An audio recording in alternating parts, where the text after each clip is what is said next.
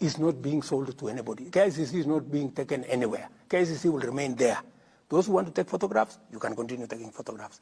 But for heaven's sake, allow me to get a strategy, save 50, 60, 70 billion from these organizations. I would do a lot more, and I would not be pushing more people in their tax direction. And that is why we changed the law to facilitate privatization, to facilitate strategic investment, to facilitate merger of some companies, and to facilitate closure of some.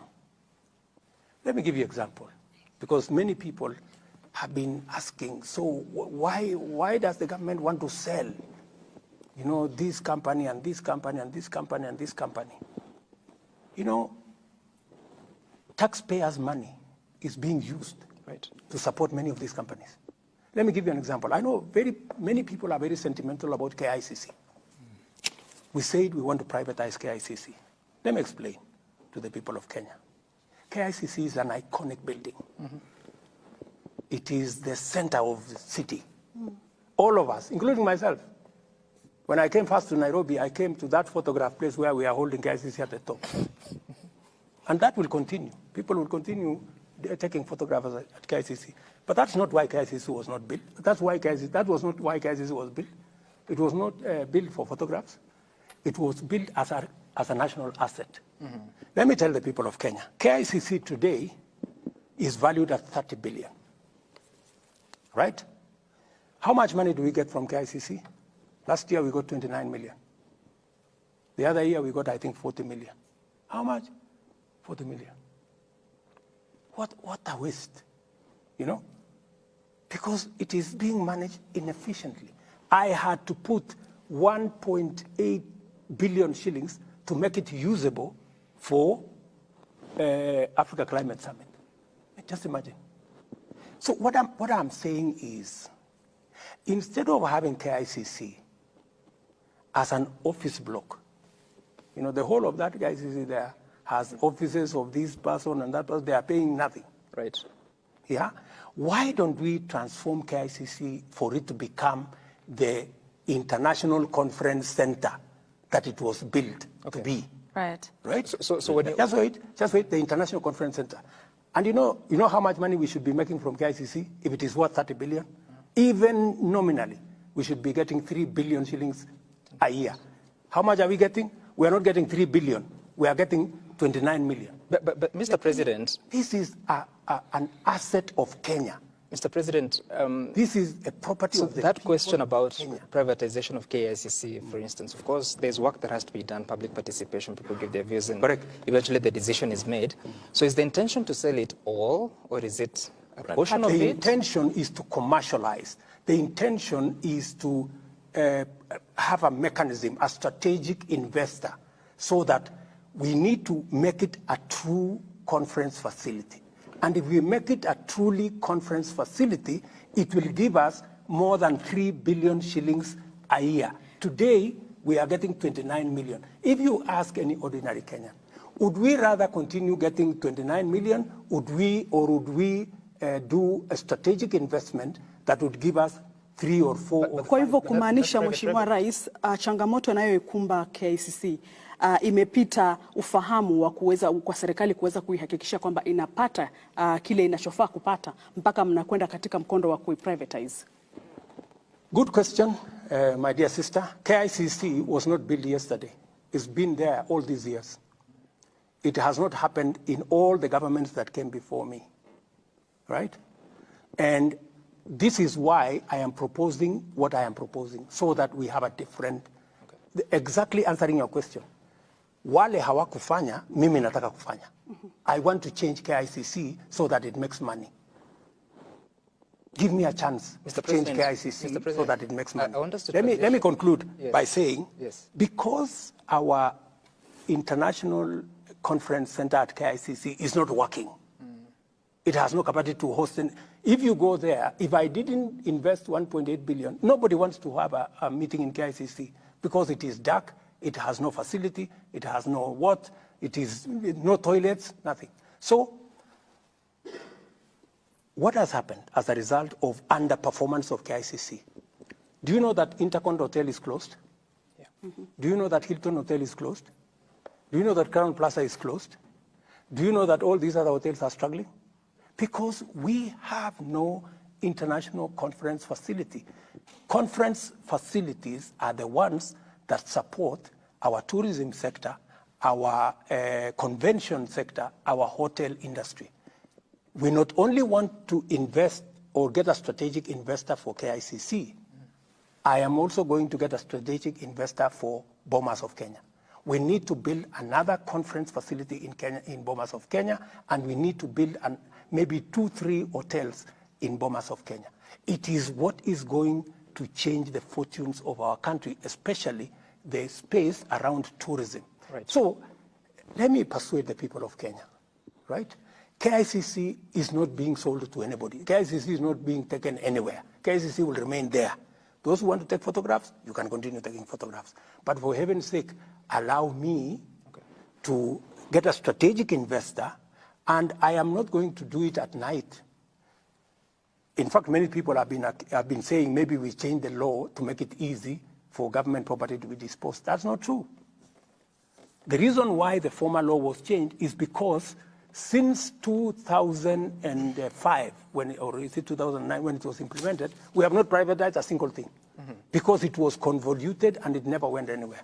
Let me give you, Mr. President, benefits. Allow me, because you know this is a very important thing to me. Yes, so this is so when we said we want to commercialize KICC, there are companies, Grace, there are companies like Postbank. Every morning when we open Postbank, we lose 3 million. In the last 5 years, we have lost 1 billion shillings every year. How much? 1 billion shillings every year. Because nobody wants to make a decision about Postbank. I want to make a decision about Postbank. I want to get the employees who are working in Postbank. I want to second them to other institutions. We close down Postbank. We stop losing 1 billion shillings. We stop losing 1 billion shillings every year, and we do something with the fund that is there instead of taking money from the fund and spending it. And you know, we are just being not prudent at all. Let me give you another example. Because you know, this is what I want to do. This is what we are talking about. When we talk about privatization, we are not talking about just sale. We are talking about 4-5 aspects. There are places that will be leased. There are others that you will get strategic investors. There are others that you will get that you will take to the stock exchange. Let me give you another example. Kenya Pipeline Company. Kenya Pipeline Company is a company that is worth 300 billion Kenya shillings. How much? 300 billion. 300 billion. How much money are the people of Kenya getting from Kenya Pipeline? I think it is only once or twice that we have gotten 1 billion a year. Otherwise, we get 200 million, we get 300 million. This company, Kenya Pipeline, should be giving the people of Kenya 30 billion shillings every year. So is it mismanagement or? No, it is just strategic thinking that is not there. And that is what I want to do. Okay. It is just strategic thinking. What so of KCC? I'll come back there. What we need to do is, you know, there are people who still that mentality, mali ya serikali si mali ya mtu. No. Mali ya serikali is our collective property, and it has to be managed well. And I have a responsibility to the people of Kenya that it is managed well, and I intend to manage it well. What have I done? I have changed policy. I brought the policy, because it is in my manifesto. I brought policy to cabinet. We said we need to change what we call government-owned enterprise policy. Ownership policy. As an owner, every shareholder demands money for their shares. We are the shareholders. We demand money from the companies that are owned by government. So what do we need to do, for example, in Kenya Pipeline? Right. Kenya Pipeline, there is nothing strategic about Kenya Pipeline. This is just a transporter of fuel. That's all. It's a matatu for fuel. So what do we need to do? First, I have told them this year, they must give us a dividend of 5 billion this year. And they're going to give it. Because I have told them, you have to stop all these shenanigans. This is public asset. We cannot be taxing Kenyans when there is an asset here that should be giving us money. How do you arrive at that target? Of? 5 billion. It is the initial money, but it should actually be 30 billion every year, because any economist will tell you if your asset is this much, 10%, even if you were to, because if we were to sell Kenya Pipeline at 300 billion, we would get 300 billion, put it in a fixed deposit, we earn 30 billion every year. And yet we have the money sitting inside there. Okay. So let me conclude. Let me conclude by saying, please. Let me conclude by saying this. And I'm sorry, you know, I have to explain to the people of Kenya some of the things that are being, you know, misconstrued to mean that we are not being prudent. I brought policy and I said, we are going to make sure that every government asset gives money to the shareholder, the government of Kenya, so that we look for additional revenue, because we cannot borrow. We have pushed Kenya enough on taxes. The only other way to raise money is to sweat our assets. Yeah? Is to sweat our assets. We must get our assets to pay us dividends. That's why, for example, Kenya Power, we have removed 4 directors that I appointed into the board to allow the private sector to appoint directors, because we want it to be run with the private sector support, because we value what the private sector has to say. Let me conclude by saying the following. Why is this in the right direction? Let me answer what this good man has said. KCC, for example, we want to have a conversation with farmers. We want farmers to own KCC. We want to give them, we want to see with them already dairy board were in India.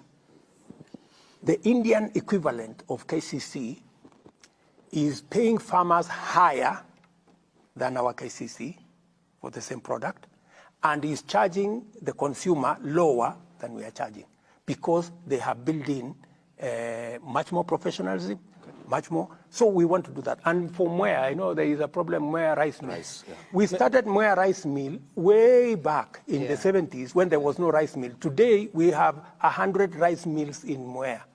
Mr. President, we don't have to we own may it. not We exhaust. want to give it. Yes. In fact, the reason why we are discussing Mwea rice mill is because we want to give it to farmers. Okay. And there is no other way of giving it unless you take it through a process. Mr. President, we cannot exhaust the list of 11 firms that are to be privatized. But I want us to spend some time and talk about the diplomatic status of the country, of Kenya, in the regional and global space. Do you want to take us through that? Yeah, pengine Mheshimiwa Rais unaweza kutueleza uhusiano wa Kenya na nchi zetu jirani, tukizungumzia pengine kama Uganda upo vipi? Tunakumbuka kwamba kulikuwa na lile swala la uhusiano wako baina ya Rais Yoweri Museveni kuhusiana na oil deal. Sijui kama uhusiano wenu upo vipi kwa sasa? Is that the only around that space? No. I can ask the question about is about Tanzania. Yeah, right okay. now. Yeah, I think you need to ask Exactly. all of Of late, we've not seen there's Mama Samia kiasi pia amekuwa kirusharusha maneno kuhusiana na namna taifa letu linavyoendeshwa na kadhalika, jambo ambalo tunatuuliza. Juzi umesema unakuja na visa free Kenya, watu watakuwa naingia. Je, katika muungano wetu pia wa Afrika Mashariki protocols zinasemaje kuhusiana na kauli ambayo ilitoa pamoja na uhusiano wa jumuiya? There are also concerns on a Jamhuri Day, the notable absence of Yoweri Museveni, Samia Suluhu Hassan, Paul Kagame, Evariste Ndayishimiye as part of that. Okay, let me start with yours. Do they normally attend Jamhuri Day? No. So, I mean, how do you ask about absence of somebody who normally is not? Were they invited? We didn't invite them. And they came, you know, some of the people came just because we are East Africans. Do I attend the national days of the other countries? I don't. So does that mean that there's a problem? No. So let's leave that one there. Number 2, The relationship between Museveni and myself are perfect. The relationship between Kenya and Tanzania is perfect. The relationship between Kenya and Tanzania is perfect. On the visa issue, today, forget about my announcement, you don't need a visa to go to Tanzania. Neither do you need a visa to go to any country in East Africa. So the fact that we are actually formalizing what is already in place. So there is no contradiction between our visa-free and that. But let me say one more thing, if you allow me. I've answered that one quickly so that you can allow me to say something else. Let me say this, because, let me tell you, the economy is very important to me. And that's why I want us to spend time there a bit. The economy is very important to me. I have told you that we need to raise revenue. Why am I targeting raising revenue from our assets? Look, for the example, Safaricom. Safaricom was a small department in telecom. Yeah? What did we do? We took it to privatization. We asked Vodacom to come and Vodafone to come and invest. We gave them 40%. Then we sold another 25% to the public in Kenya. Today, the small Safaricom that was at the corner in telecom, today is the largest company in Kenya. Today, the value of Safaricom is 360 billion. Today, Safaricom is supporting 1.2 million jobs. Today, Safaricom has given the government of Kenya, through taxes, in the last 15 years, 1.3 trillion shillings. Today, Safaricom gives government of Kenya 20 billion average every year as dividends. Now, my good brother, that is the value of privatization. A small company has become something. Let me give you another example, KCB. We privatized KCB. It was an underperforming institution then. Then the value of Safaricom, of KCB then was 600 million. That time, in 1988, when it was privatized. What is KCB today? KCB today, its value is about 120 billion at the current rate. 120 billion. It is in 7 countries. It has 12,000 employees. It has 33 million customers. The value of what privatization does. So let us accept as Kenyans that a company like Kenya Pipeline, we can privatize. It will give us money. It will give us revenue. Right. We should be able to look at what do we do with the port, what have other countries done, so that we reduce the pressure on taxes because we can raise